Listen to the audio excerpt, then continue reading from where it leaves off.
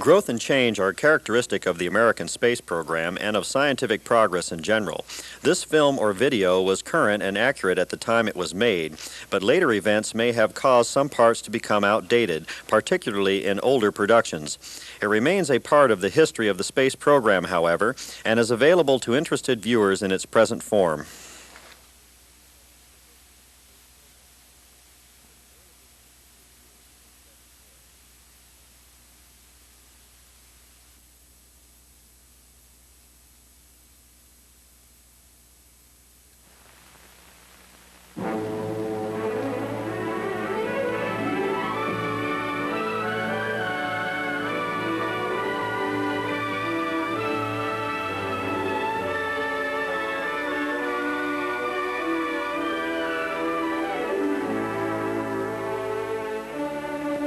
At 4 o'clock in the morning on June 3rd, two men arose in Florida.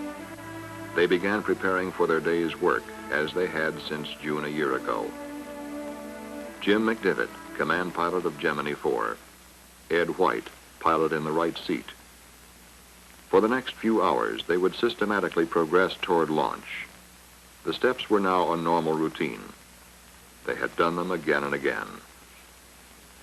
They had practiced flying Gemini IV in a simulator. They had practiced emergency aborts. They had their temperature and blood pressure taken.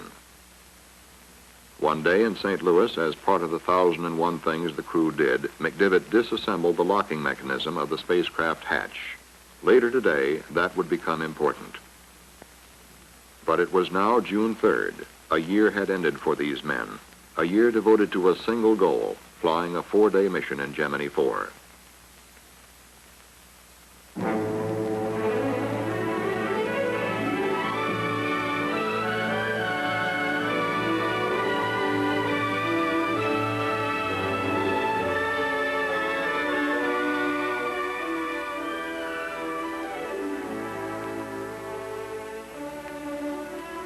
In America's first long-duration mission, Gemini IV would complete 62 revolutions. The flight plan called for the spacecraft to be inserted into orbit at 32.5 degrees north latitude at 185 statute miles in altitude over Bermuda. People were already adding a new word to their vocabularies, EVA. It stood for extravehicular activity. Some were uncertain whether you said EVA or EVA, but regardless of the pronunciation, it would become an abbreviation of our time. The flight plan called for EVA to begin on the second orbit. Somewhere over Hawaii, the pilot was to open the hatch of a depressurized cabin and stand up. Over the west coast of the United States, he would leave the spacecraft and expose himself to space. For 12 minutes, he would perform maneuvers over the United States. He would return to Gemini IV and continue the mission as the spacecraft neared the night side of the Earth over the Atlantic. This was the flight plan. A special EVA suit and life support pack had been designed and tested by NASA engineers in the Crew Systems Division. The EVA helmet has 3 visors. The inner visor is the normal suit visor which seals in suit pressure. Over it are 2 special visors. They are detachable and need not be worn throughout the entire mission. The outer or sun visor is easily recognized from its gold coating. It reflects both visible light and infrared rays. With it attached, only 10% of the sun's visible light is admitted. Beneath the sun visor, but not visible here, is an inner protective visor made of polycarbonate plastic.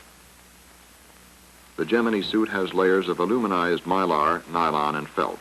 In combination, they protect the astronaut against temperature and space particles. Special overgloves are worn to guard against extremes of space temperature if the astronaut should grasp the spacecraft during EVA. As the astronaut leaves Gemini, he is attached by a supporting umbilical line, 25 feet long.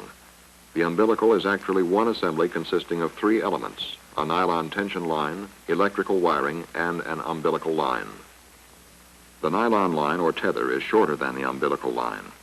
It takes all loads exerted during EVA and can withstand 1,000 pounds of pull. The electrical wiring enables the astronaut to maintain direct communication with his command pilot. It also records biomedical readings for ground surgeons. The umbilical line furnishes oxygen to the suit from the spacecraft's primary oxygen system. The life support pack mounted on the parachute harness contains an emergency oxygen bottle. If the umbilical line should fail, the astronaut would have enough oxygen to support him for at least 9 minutes, more than enough time for him to return to the spacecraft safely in an emergency. The pilot also carries a small maneuvering unit during EVA, the so-called space gun. Designed by NASA engineers of the Flight Crew Support Division, the gun provides a limited amount of thrust from compressed oxygen for basic maneuvering experiments. Gemini IV is counting down on the launch pad. As the count goes into its final 2 hours, the crew arrives at pad 19. There have been no holds. The weather is good. The astronauts enter the elevator and ride it to the Erector White Room, which surrounds Gemini IV. The crew enters the spacecraft. The hatches are sealed. 7:32 Eastern Standard Time. The crew is now a part of the countdown. They begin checking out the spacecraft systems. It is T-minus 100 minutes. The launch vehicle and spacecraft continue the clean count, interrupted only by a balky erector which didn't want to lower properly. That cost us some time, but presented no serious problem. At T-minus 30 minutes, the pad was cleared. Now there is just a spacecraft, launch vehicle, and 2 men on top of it. All systems are good at this time. The launch control at the Cape. T-minus 10 minutes and counting. 6 minutes before launch. The spacecraft test conductor signed off to the spacecraft with these final words. Okay, Jim, have a good flight. 5, 4, 3, 2, 1, 0. Ignition. Start. Liftoff.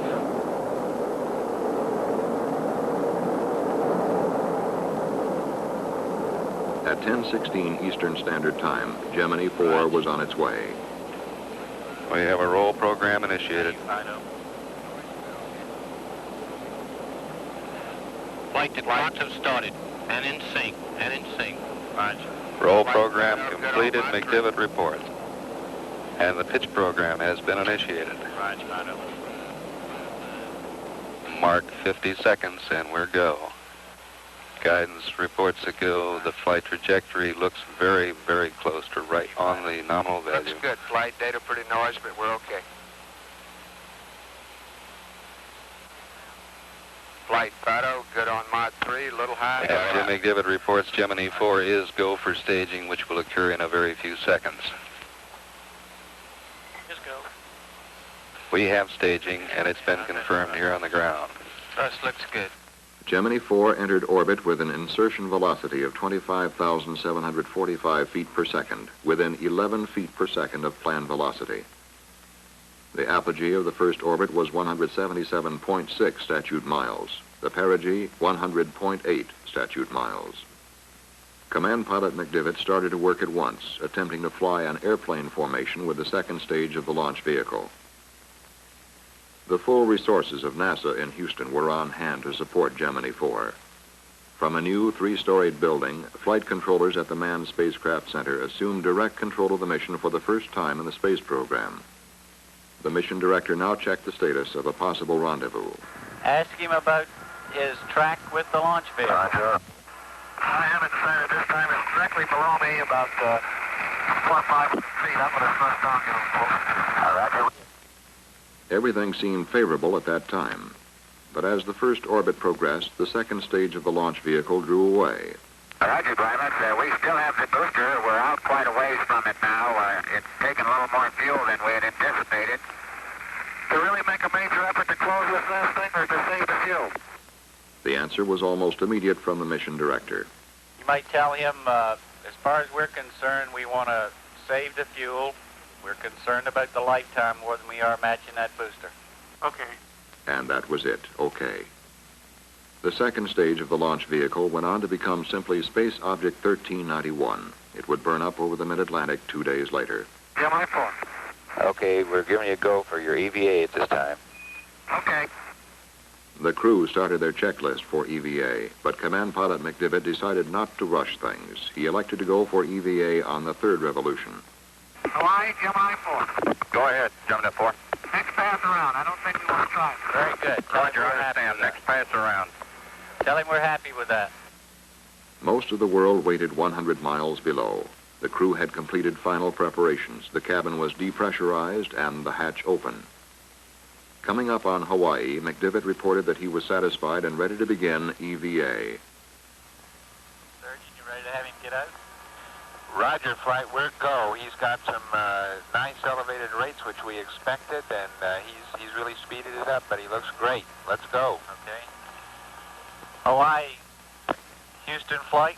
Houston flight, Hawaii, Capcom, go. Tell him we're ready to have him get out when he is. Gemini 4, Hawaii, Capcom. We just had word from Houston.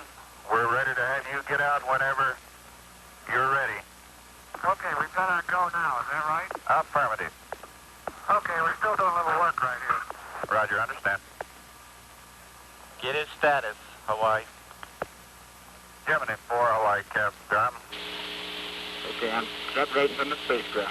Okay, separate from the spacecraft at this time, Hawaii. Okay, my feet are out. Okay, your feet are out. I think I'm dragging a little bit, so I don't want to fire the gun yet. Okay, I'm out. Okay, he's out. He's close to free.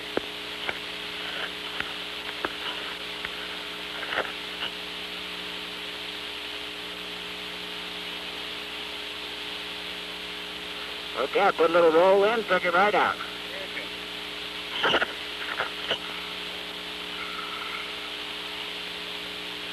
Am I in your view, Jimbo? Well, you know, I can't see it on the screen. Don't sweat it, I'll come over to you.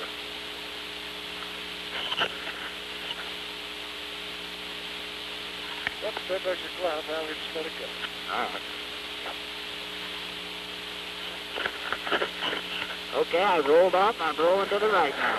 Under my own influence. There goes a... Looks like a thermal glove, Jim. It is, yes. All right. Now I've come above the spacecraft. I'm coming back down now. I'm under my own control. Okay, I'm coming over. You look beautiful. I feel like $1 million. I'm coming back to you.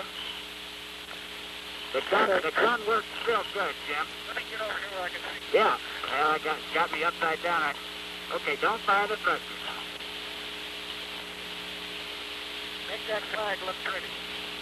Yep. Okay, I'm right by the stud antenna now. Okay. Listen, let me get some notes for you there. I ought to be getting some tremendous pictures of you. Let me try again with the Hasselblad. Okay, I think I've exhausted my Okay. air now. Stay right there. I had very good control with it. I just needed more air. Okay, stand by. Let me take a couple pictures of them. All right. Tell them what you think. That's right. Capcom, it's very easy to maneuver with the gun. The only problem I have is I haven't got enough fuel. I've exhausted the fuel now, but I was able to maneuver myself out front of the spacecraft back. I maneuvered right up back on the back of the adapter. Just above Jim, came back into his view. This is the greatest experience. It's just tremendous. Right now, I'm standing on my head, and I'm looking right down. It looks like we're coming up on the coast of California. As I go in a slow rotation to the right. There is absolutely no disorientation associated with it. One thing about it, when Ed gets out there and starts wiggling around, it sure makes the spacecraft stop for control. Okay, I'm drifting down underneath the spacecraft. There's no difficulty with recontacting the spacecraft. It's all very soft. Particularly as long as you move nice and slow. I feel very thankful to have the experience to be doing this. I'll bring myself in and put myself out into your view, Jim. Is he taking pictures? Okay, do you want me to maneuver for you now, Ed? No, I think you're doing fine. What I'd like to do is get all the way out, Jim, and get a picture of the whole spacecraft. I don't seem to be doing that yet. Yeah, I noticed that. You can't seem to get far enough away. No. Texas, remote your air to ground. California, go local.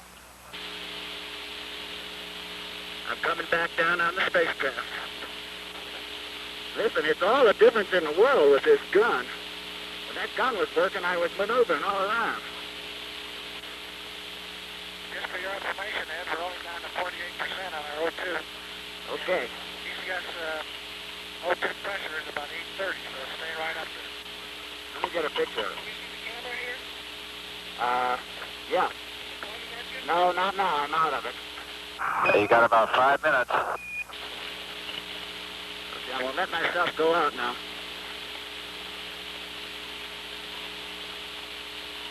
Gemini IV, Houston. You know, Ed, the thing about the reference you were talking about looks like it's your right. You don't even need one. Gemini IV, Houston, Capcom. Guys, this is Jim. What, got any message for us? The flight director says get back in. Okay. One. Where are we over now, Jim? I don't know, we're coming over to the west there, and they want you to come back in now. Back in?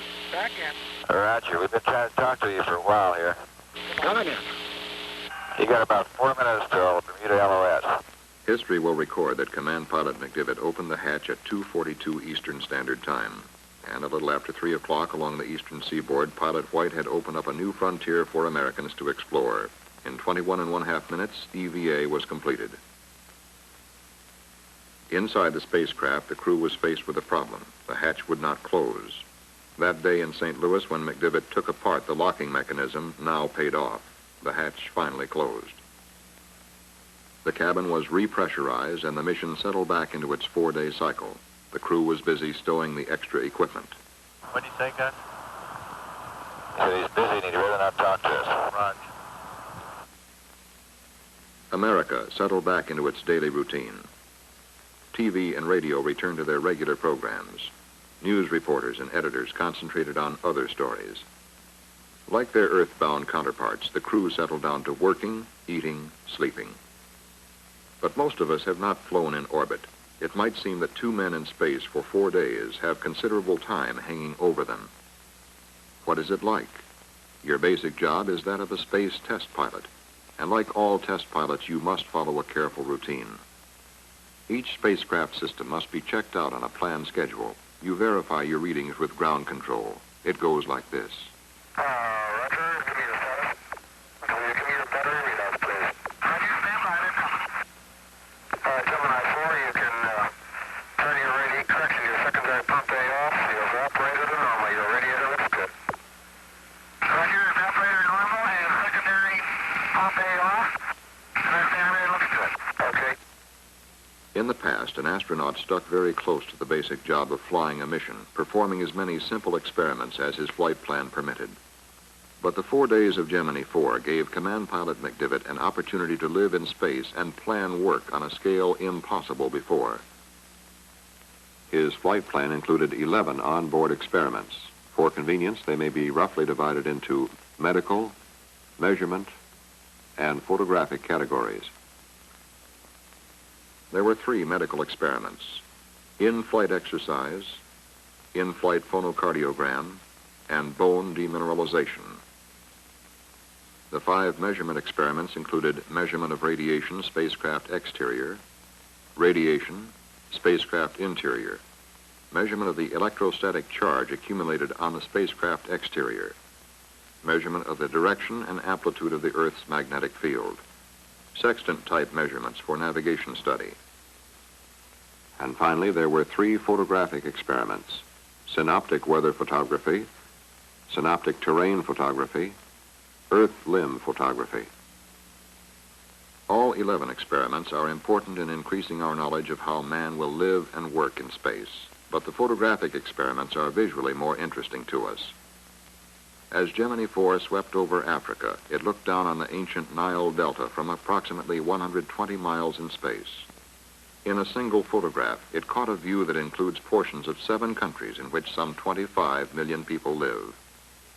Experts identify Alexandria dead center screen at the bottom of the frame. This is Port Said, entrance to the Suez. Tel Aviv and the Dead Sea, with their long historical associations, are left screen. And to the right, almost parallel, lie the Red Sea and the Gulf of Suez. The Earth's limb, or boundary layer of red and blue above the atmosphere, was the subject of another experiment.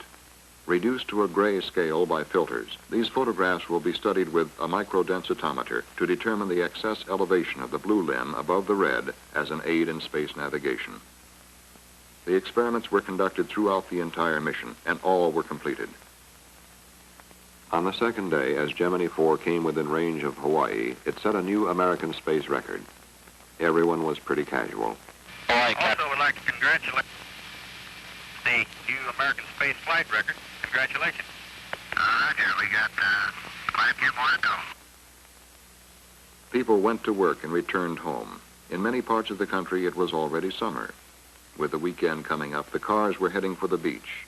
The mission of Gemini, to live and work in space for 4 days, went on. Food has been planned as a working man's ration.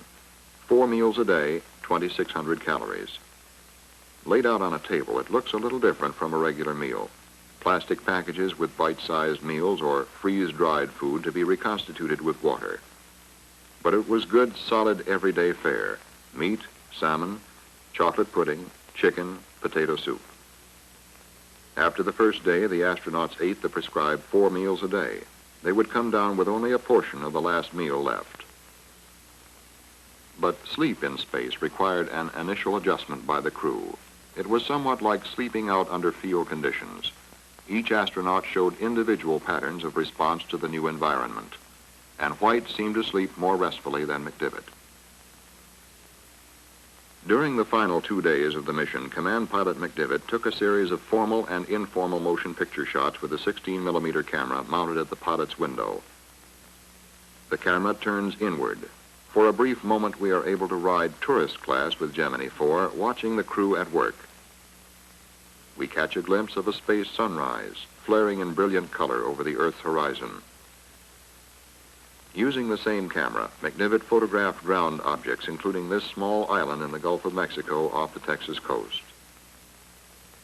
On another occasion, he photographed approaches to Yuma, Arizona. The detail seen here shows great promise for scientific exploration of the Earth, heretofore impossible.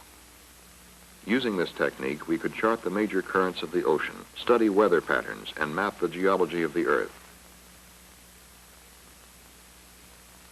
Shortly after the new shift came into mission control on the 4th day, the first spacecraft problem arose. The computer did not function.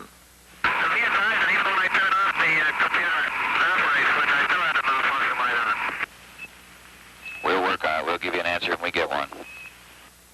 The malfunction was pinpointed in the 49th revolution. When it did not clear up, Mission Director Christopher Kraft made a decision. Gemini IV would go to a rolling re-entry. He immediately queried the command pilot. Hey, Gemini IV, what is your feelings on a rolling re-entry versus a 90-degree bank angle? We're recommending rolling here. Yeah, get the job done, so why don't we go ahead with it? The 60th revolution, the 4th day, and the computer out, but no problem. The flight surgeons made their final checks. Both men were busy stowing equipment. Now it was the 62nd revolution, coming up on Hawaii. The orbital attitude and maneuver thrusters were fired to assure orbital decay and re-entry if the retrograde rockets did not fire. Now television and radio were back again. A nation paused on a Monday morning, waiting to fly in with the crew of Gemini IV. Give him an 8-minute mark to retro fire. Gemini IV, Hawaii, stand by for an 8-minute mark to retro 5. 2, 1, mark. Mark. Gemini IV would fly the same type of re-entry as Gemini II, an earlier unmanned flight. We will illustrate the re-entry of McDivitt with film from that flight. This is an onboard camera, Gemini II, looking through the spacecraft window. The film is reproduced at 4 times normal speed. Feeling great. How about you? Gemini IV, Houston, Capcom. Roger, you started your rolling re-entry? Roger. Your weather is still very good, Jim. Communications with the ground break off, but the onboard tape recorder is running. We listen to 2 men returning to Earth after 4 days in space. Look at us. We're making some fire, too. Yeah, we're putting our ionization layer out. They're not reading us anymore now, probably. There goes Florida. Or is that Florida? I believe it is. See it on your side? Yeah. They're red hot, Jim. Sit back and relax. We ain't gonna do much about it from here out. No.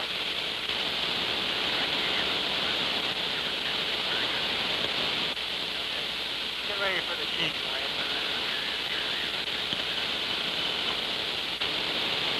I think we got now about 5 feet. What would you say, Bill? It's only going up and you know, it's kind of nice to have some views out again. Yeah, it is. It's making me dizzy going around in circles. Look at the paint coming out my window. Roger, Christopher. We're just about ready to put the parachute out. Stand by. Okay, parachute's coming. There's the reef. There's the T-reef. And it's a good one, isn't it? There's the reef. Nobody can read me now, but does that parachute look great? You're not kidding. During re-entry, the USS Wasp launched 13 search and recovery aircraft. Gemini IV splashed down at 12:13 Eastern Standard Time, June 7, 1965. It was sighted by a search aircraft 7 minutes later. Navy frogmen swiftly attached the flotation collar, and at 12:39, Command Pilot McDivitt opened the hatch. Both men took a deep gulp of fresh air. 4 days in space had ended. The command pilot requested a pickup by helicopter, and in a matter of minutes, the prime recovery helicopter had the crew safely on board. They were flown to the deck of the Wasp. Admiral William McCormick, commander of the Western Atlantic Recovery Forces, and his staff offered the first formal congratulations on the flight. The crew then walked to the carrier elevator, bound for their physical examination. A long series of physical examinations would follow in the days ahead. The condition of both astronauts was excellent. While the doctors were examining the crew, another group of men were scrutinizing other data just as closely. The engineers who designed the spacecraft and solved the problems took a hard look at what happened. They analyzed miles of coded tape which spell out each detail of the mission. The results were more than a demonstration of man's ability to go into space and return. Gemini IV was a major advance in manned spaceflight operations. The first time 2 men had spent 4 days in space. The crew, eating, working, sleeping in space, demonstrated that man can perform a number of functions in the exploration of space in a properly controlled environment and suffer no significant ill effect from extended spaceflight. Colonel White demonstrated that an extravehicular astronaut could travel in a precise manner from point to point. For the first time during an extravehicular activity, the spacecraft was flown with steady control by its command pilot. Colonel McDivitt also performed re-entry under manual control, further evidence that man can circumvent problems which arise by carrying out a primary operation in a straightforward manner. Gemini IV was an encouraging landmark in relation to the future objectives of both the Gemini and Apollo programs.